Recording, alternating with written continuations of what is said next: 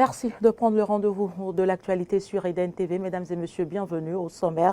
Plus de pitié pour les occupants de la bande côtière située à l'est de Cotonou en partant du chenal. Ces derniers doivent quitter les lieux dans les heures qui viennent.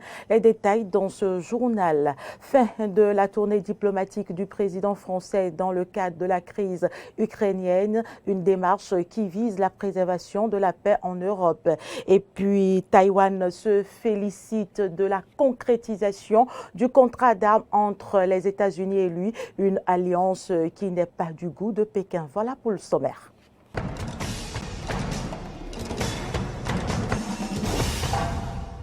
Merci pour l'attention. Ouverture hier à Cotonou de la deuxième édition du Festival international des films des femmes de Cotonou. Une édition placée sous le thème « Regard du cinéma africain sur le pouvoir économique de la femme rurale ». Plusieurs personnalités cinéphiles étaient au rendez-vous.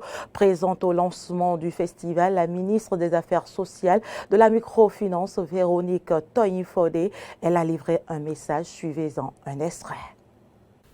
En réalité, les stéréotypes créés au sein de nos sociétés ont relégué les femmes au second plan dans certains métiers. Parfois, on dit les métiers dits d'hommes. Dans le domaine du cinéma, les femmes sont d'abord exclues aussi bien dans l'exercice des métiers fondamentaux du cinéma que dans leur participation en tant que personnage ou actrice de film. Il n'est pas très acceptable, voire rare, de voir dans notre société une femme cadreur, photographe, cascadeur, responsable du casting, scénariste, productrice, etc. Mais ça change. Les résultats de plusieurs études réalisées en Amérique ou en Europe montrent que dans les films, les femmes sont globalement moins présentes et très moins représentées dans des positions de pouvoir.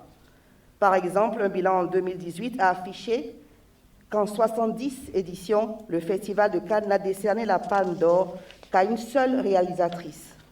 Pour les Oscars nés aux États-Unis, en 88 éditions, ils n'ont été attribués qu'une seule fois à une réalisatrice, la statuette du meilleur film, et ils n'ont nommé que 5 femmes cinéastes pour l'Oscar du meilleur réalisateur. Ces bilans montrent bien combien l'inégalité homme-femme est très ancrée dans le monde du cinéma. Les comportements de nos filles sont aujourd'hui le reflet, en partie en tout cas, de ce qu'elles voient aussi dans les films.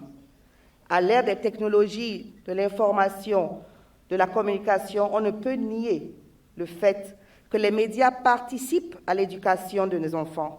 Il est alors temps de lancer un appel aussi aux acteurs du monde cinématographique afin que cesse la création des histoires qui apprennent aux enfants à voir les filles et les femmes comme des êtres de second niveau dans la société.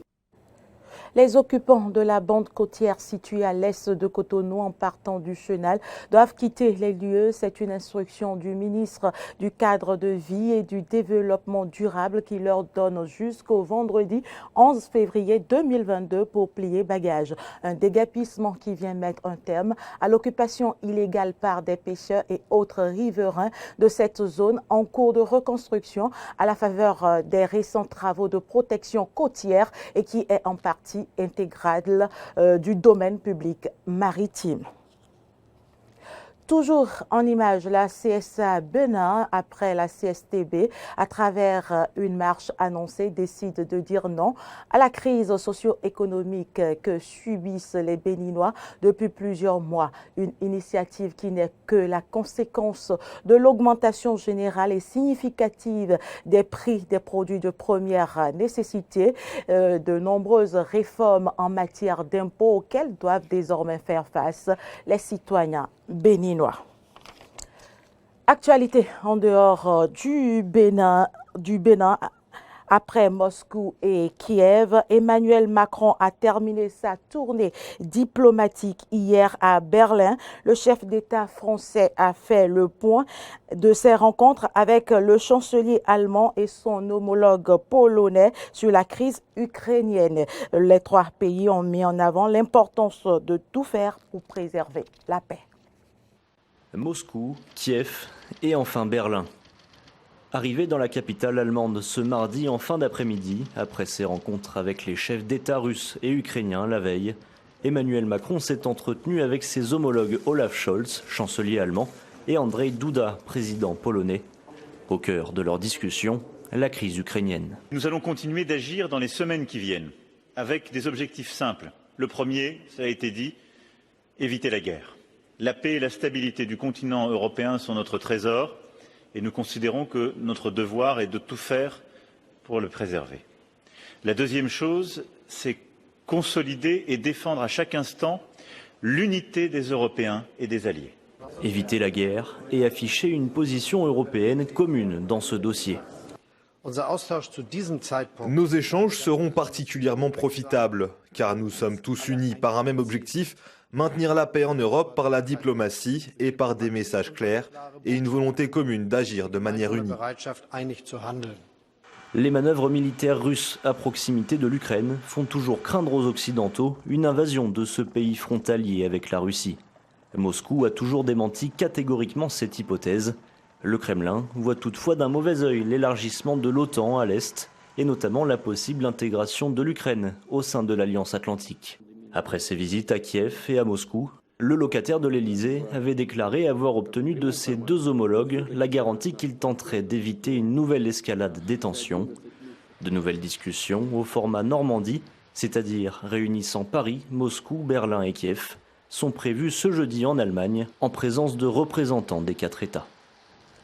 Des missives du leader nord-coréen, une lettre de l'ancien président Barack Obama, des souvenirs que Donald Trump avait emporté avec lui de nombreux documents lorsqu'il a quitté la Maison-Blanche. Sauf que ces documents sont censés faire partie des archives nationales, des entorses au règlement présidentiel fortement critiquées.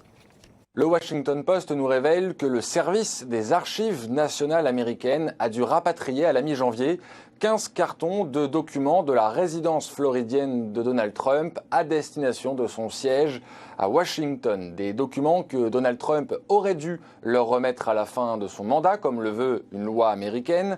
Parmi les documents, une lettre de son prédécesseur Barack Obama ou encore des lettres échangées avec le leader nord-coréen Kim Jong-un. Le service des archives nationales affirme continuer à travailler avec les équipes de l'ancien président pour rapatrier d'autres documents. Ce même service qui a également indiqué que des documents officiels avaient été déchirés par Donald Trump, ce qui là aussi est interdit par une loi américaine. Alors l'affaire pourrait paraître quelque peu anecdotique, mais on sait que l'ancien président républicain s'oppose au transfert d'un certain nombre de ces documents par les archives nationales à destination de cette commission d'enquête parlementaire qui enquête justement sur les événements du 6 janvier 2021 au Capitole. Cette commission, qualifiée de chasse aux sorcières par Donald Trump, souhaite obtenir toute information relative aux agissements de l'ancien président lors de cette journée du 6 janvier 2021. Alors pour finir sur l'affaire des documents qui ont été non transmis par Donald Trump n'est pas le premier président à ne pas respecter la loi en vigueur, comme le rappelle là encore le Washington Post. En 2001, le couple Clinton avait quitté la Maison-Blanche avec 28 000 $ de biens, expliquant qu'il s'agissait de cadeaux personnels. Ils avaient finalement dû les remettre au service national des parcs naturels américains. Taïwan se félicite de la vente d'armes par les États-Unis en contrat de 100 millions de dollars des missiles de l'État insulaire, une alliance qui n'est pas du goût de Pékin. Entre les États-Unis et Taïwan, la relation est au beau fixe. Quelques heures après l'officialisation de l'accord commercial, Taipei a exprimé ce mardi sa gratitude à Washington pour avoir approuvé cette vente. Il s'agit de la deuxième vente d'armes à Taïwan depuis l'arrivée au pouvoir du président Joe Biden et la première cette année. Cela reflète l'alliance, solide comme de la pierre, entre Taïwan et les États-Unis. Une entente renforcée pour maintenir à niveau le système de défense aérienne Patriot, mais surtout un atout de dissuasion alors que l'île est en proie à des incursions d'avions de combat chinois. Pékin, qui revendique sa souveraineté sur l'île, n'a pas tardé à réagir. La Chine condamne vivement l'accord commercial militaire conclu entre les États-Unis et Taïwan. La Chine s'y oppose fermement et le condamne avec force. Les États-Unis devraient respecter le principe d'une seule Chine et les dispositions des 3 communiqués conjoints sino-américains. Annuler immédiatement le plan de vente d'armes à Taïwan susmentionné. Mettre fin aux ventes d'armes à Taïwan et aux liens militaires entre les États-Unis et Taïwan. La Chine qui envisage de prendre des mesures, je cite, légitimes et énergiques pour défendre sa souveraineté et ses intérêts en matière de sécurité, sans préciser lesquels. Cette vente d'armes pourrait venir saper un peu plus les relations sino-américaines. Ce n'est pas la première fois que les États-Unis passent un contrat militaire dans cette région du monde. En fin d'année dernière, Washington s'était déjà engagé à livrer des sous-marins nucléaires à l'Australie, une alliance qui avait irrité la Chine, décrivant une vente extrêmement irresponsable. Fin de ce journal, merci de nous avoir suivis. L'information continue sur nos différentes plateformes, Facebook, Twitter, YouTube et sur notre site internet www.benin-eden.tv.